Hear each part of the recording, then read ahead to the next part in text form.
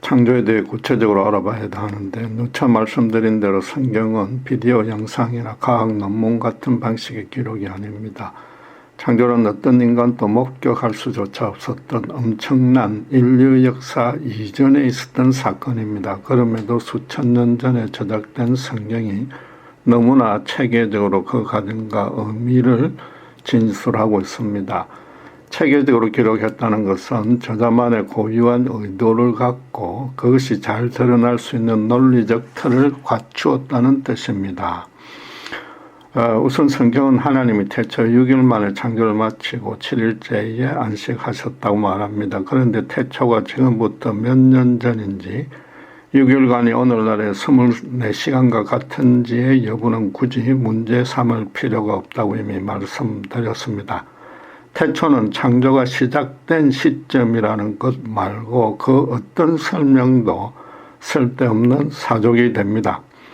창조 과정을 시간적으로 정확하게 구분하는 일도 사실상 불가능합니다. 성경의 창조 과정에 대한 기사에는 대신에 7가지 단어 내지 표현법이 반복해서 등장합니다. 반복이란 특정 주제를 강조하려는 문학적 기법이므로 오늘은 그것들부터 찾아서 각각의 의미를 살펴보도록 하겠습니다. 첫째, 하나님이라는 반복된 표현은 창조를 이루신 주체를 말합니다. 지구는 물론 우주 전체에 실존하는 모든 물질, 생물을 만드신 분으로서 유일하게 피조물이 아니라는 뜻입니다. 당연히 그분은 물질계에 속하지 않고 그 모든 것을 초월해 계십니다. 물질로 이루어진 인간의 감각기관으로는 인지할 수 없습니다. 무엇보다 창조한 이후로 손을 놓고 계신 것이 아니라 지금도 운행 통치하고 계십니다. 만물이 오직 그분에 의해서 생성되고 유지되고 소멸됩니다. 그분은 영원히 다른 어떤 것에도 영향을 받지 않는 유일한 궁극적인 존재인 것입니다. 둘째로 가라사대라는 말은 창조의 방식 내지 경로가 하나님의 말씀이라는 것입니다. 첫날에 빛이 있으라 하시며라고 기록하고 있지만 온 우주에 들리는 크기의 인간언어로 그렇게 말씀하셨다는 뜻은 아닙니다. 일단 빛이 있으라는 말 자체가 한국어로 번역된 것이고 세상에는 수많은 언어가 있습니다. 구약 원전이 히브리어로 쓰였다고 해서 그 말로 말씀하신 것도 아닙니다. 히브리 민족은 창세기 12장에서야 시발되어서 출애굽기 이후에 완전히 형성됩니다. 이는 하나님이 우주에 빛이 있어야만 하겠다고 마음을 먹었기에 당신의 의지대로 이루어졌다는 뜻입니다.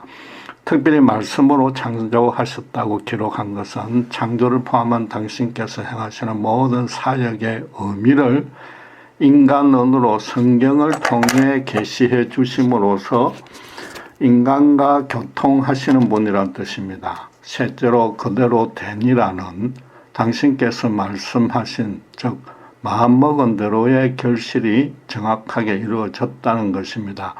그분이 어떤 의지를 품었다는 것은 사전에 완벽하고도 영원한 계획이 있었다는 것이며 또 그대로 되었다는 것은 그 계획대로 한치의 오차없이 실현되었다는 겁니다.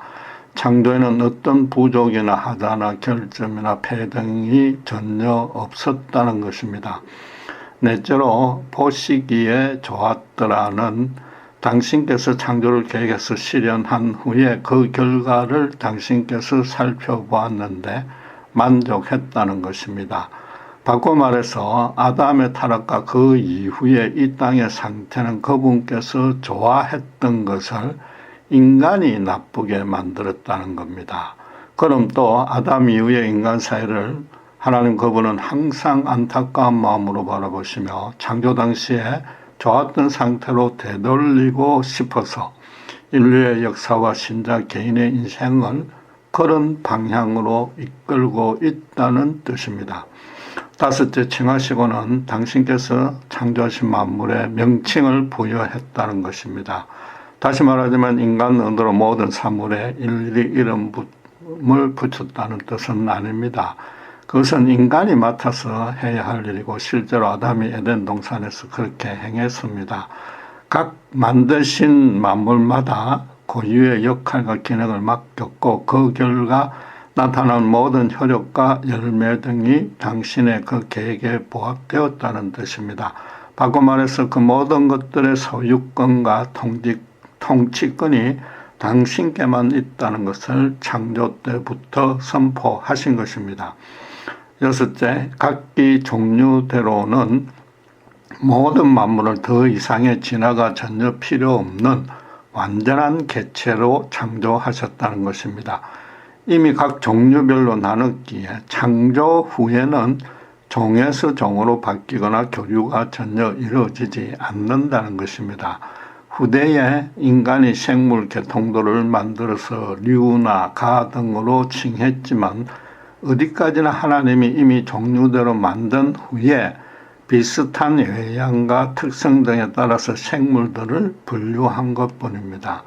같은 포유류의 고양이과에 속하는 호랑이와 사자 사이에 새끼는 생길 수 있으나 당대로만 끝나고 더 이상의 번식이 안 되는 것이 바로 진화가 틀렸고 하나님이 종류별로 각기 완벽하게 만들었다는 한 가지 증거입니다.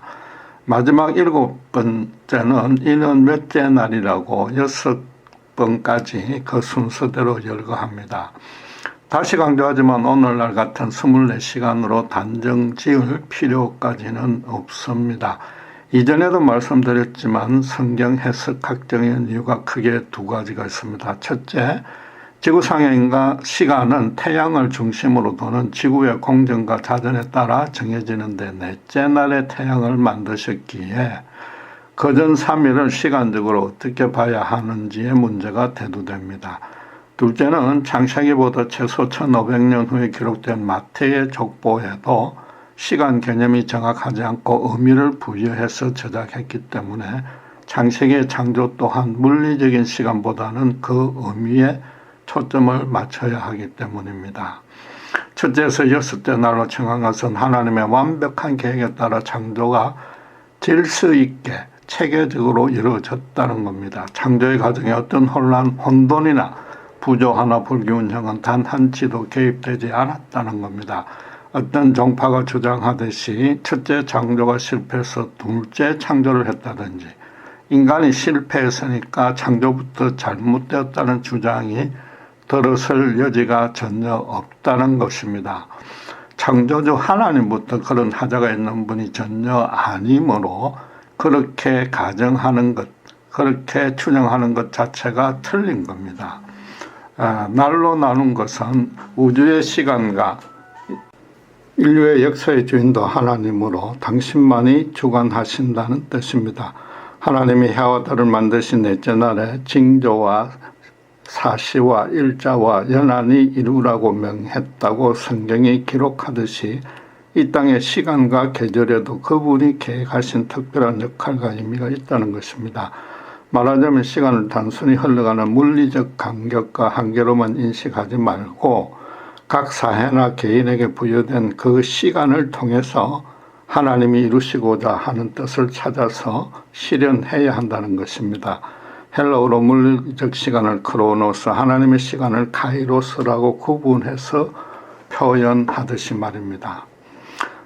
지금껏 아주 간략하게 창조의 과정을 살펴봤는데 반드시 주목할 사항은 창조 기록은 오직 하나님의 관점에서 설명해 놓았다는 것입니다.